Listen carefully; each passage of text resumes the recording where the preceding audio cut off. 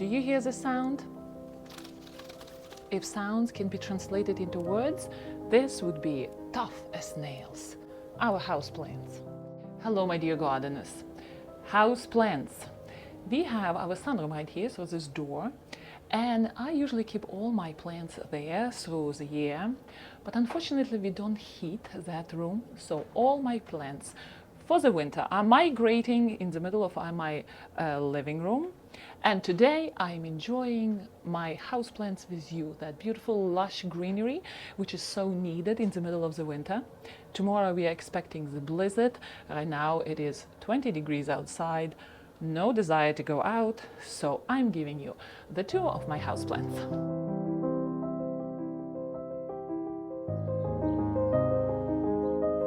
My living room doesn't have access to a lot of sun. Here we have a beautiful window, and it does have afternoon sun only, so no morning sun. We were traveling for 3 weeks, and I piled up all my plants in this area and looked like they survived more or less. Some declined, some created plenty of babies, and because we not only have this big window but also this side one, and this area is pretty packed right now, filtered light was enough for my plants to live through the winter. So let's start our tour with this wall here. This is a very shady area of the house. Sun doesn't reach this area at all. So we have a sofa and a cupboard here. And that area over the sofa, I wanted to have like a very tight fitted space with plants and pictures. I think it looks very good here. And on both sides I have two plants. ZZ plant right here and Guzmania, I believe you say it. They are not thriving here, I must say. ZZ plant can be much better. And I came back home from vacation. I see that this little bit of yellowing of leaves is happening. Usually with ZZ plant, it is a sign of overwatering. Usually. ZZ plant hates to be overwatered. It was watered only once, but maybe too much. And I must say that this is my favorite plant. Why is that? Look at this. This branch just fell. That's also a good sign of overwatering. But why I like ZZ plant? Because it has these beautiful succulent looking green leaves, shiny and healthy, no matter what. And it can tolerate shady conditions. In order for my ZZ plant to feel better, I'm going to put it on a strict watering schedule. No watering at all.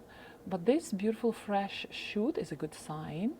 It means ZZ plant is growing, and a little bit of drought will do it very good. ZZ plant has rhizome roots, so it stores water supplies in them, and they hate to be overwatered. I have this pot here, and the one thing about this pot is it doesn't have drainage holes, and I know this is a big no-no for plants. I did it deliberately because I love this pot a lot. So I really have to watch how I water my ZZ plant to make sure I don't overwater those rhizome roots. So far, ZZ plant is not thriving here, but it's doing its hard work here, you know. It's creating this green presence here. On another side of the table, we do have Guzmania here. And a lot of plants do make their way in our house through gifting. I rarely buy plants, and they're just here to stay. So Guzmania, tough as nails, as all house plants are, right? At the back I see there was a mother plant, and it probably is dying off. Guzmania is not long-lived plant, but it's happily creating babies, so there are two babies created right here. I can take the mother plant off. It doesn't look very, you know, sightly here, these old leaves, and my two babies would be occupying the pot well here. Guzmania is usually sold when it is in bloom, those beautiful colorful rosette blooms. That's how it came to my house. It was a gift to my daughter. And here in these low light conditions, Guzmania is performing very well. I like the presence of greenery in the house. It's relaxing. Plants do a hot job filtrating the air in the house. It brings us closer to nature, you know. Let's look at this windowsill right here. It is packed, I know. Our aloe, when we were going away to Europe, it was not reaching the ceiling. Look at this. Where in the world are we growing? Oh well, spring is almost here, so aloe will go back into the sunroom and there will be plenty of space. Aloe is very happy in my house. It has beautiful succulent stems and it is busy creating new little plants here. Look at this little fellow. All right, next to the aloe, we have these cute little fuzzy little babies, Echeveria. Echeveria is really spreading, and what I'm going to do, I'm going to create little hypertufa containers, but really small ones, to be able to fit these little babies in. And Echeveria is very easy to propagate. You just separate the baby rosette from the mother plant. You let it dry to dry the end where the separation happened, and then you put it into contact with wet soil, and your little Echeveria is happy to grow. You see? Oh, so many little babies. And that can be a nice hypertufa container with Echeveria in it, but really small, cute one. Can be a nice thank you note for neighbors and friends. All right, so this is Echeveria. Here is cactus growing. I think I like how the plant is matched to the container. This is a hypertufa container which I made, my first one, and it looks good with dry conditions of the soil. Cactuses are slow growing, but they do appreciate very dry and the soil with sharp drainage. And I already see that this guy is getting thicker right here. I bought him from the store. I brought him in and placed him in this container. I think it looks very good. How can I not have jade tree in my house? Well, we have a complicated relationship with jade tree. I used to have a big tree, several years old, and I was so eager to feed it well, to water it well, that my jade tree became top heavy, and one day it just fell over. Actually, it fell 3 times. 2 times I was able to save it. The third time, that was the end of that plant. So this jade tree is a baby of that original one. Jade trees are very easy to propagate. You just take the leaf off, let it sit for several days on the fresh air, and then you put it again into the contact with the soil, and you have another tree. So now this guy, I'm keeping it in very tight quarters. I'm not watering it very well, not fertilizing it very well, to make sure that jade tree is not going to fall again on me. Next to jade tree is a very interesting plant. It's called string of pearls. And if I leave it this way, it is going to trail all the way to the floor. Again, my daughter liked it, so I'm keeping it. It's kind of complicated to keep well in the house, and string of pearls loves sun. Sometimes I do this to it, just put it up in the pot and that's it. This pot needs to be changed. Here we go. Right now, string of pearls is suffering a bit here. It does require more sunlight, and it gets it a lot in the sunroom during summer. But hey, it is living, creating all these little bubbles of leaves. Very unusual plant, right? Maybe the toughest plant in my house is this spider plant. And very often people think that houseplants are just different type of plants. They are not. They are just tough as nail plants, which are ready to withstand the harsh conditions of our house. And you may think, what harsh conditions are there? It's so nice and comfortable to live in the house. Well, not for plants. Our air in the house is very dry, and only plants which are equipped to live in nature that way. Very often houseplants, their origin is from Africa, where conditions are dry and hot. This pot, my spider plant lives in this pot for many years, and I kind of don't like the feature of spider plant that it's spreading so quickly, creates so many babies. It's good to give as a gift to your friends, but then it's outgrowing the pot so quickly. But you cannot deny that spider plant is so easy to take care after. As long as it gets a little bit of sun and water, it is ready to perform. With some plants, the gardener really can dictate how those plants should grow, in which form their canopy should be. So pothos is one of these plants. Look at this. If you would let it grow the way it wants, it's going to explore your house and go into every crook and crannies. I trained this pothos in a circular motion, so this is not even the full length of this stem. I kind of can't get it out because I'm constantly circling the stems and creating some sort of a bushy growth here, like this, just like this. But if you like that feature that pothos can just go on the string around the house, it will be very happy to do that.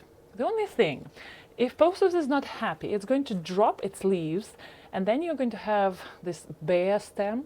So that's why I'm not training pothos to go around very often, and can look a little bit dreary, into my opinion. But you know, gardeners have different tastes, and they grow their plants the way they want them to grow.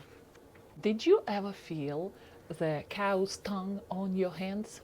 I grew up in Ukraine, so I had access to cows, and when they lick your hand, their tongues are very tough, like a sandpaper. So this succulent plant is called ox tongue, because that's what you have. That's what the feeling what you have. You touch very tough surface of the leaves, and they are extremely tough. My poor plant, he's suffering from some sort of a fungal disease. You see these black spots. One year I really tested its endurance, and I kept this guy in the sunroom in really cold conditions. No, it doesn't go well with the plant. And if conditions are not there, then diseases join in, because the defense system of the plant, it's just like with humans, right? When we're exhausted, we get sick. The same with plant. If plant is stressed out, diseases are going to join in. But the good news, ox tongue created plenty of babies. Just look at this. And they are all struggling here for space. So it's high time to replant all these babies and give them away as gifts. Now on another side of this pot, I have elephant bush. Poor guy, he's struggling. He's not winning the competition here. And I have another one here. Elephant bush is living with me for quite a few years. And unfortunately, it didn't live through my absence very well.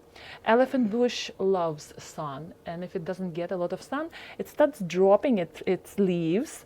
And looks, right now it looks okay. It can look even miserable, more miserable. Right now I'm going to pay attention to its sun conditions and watering.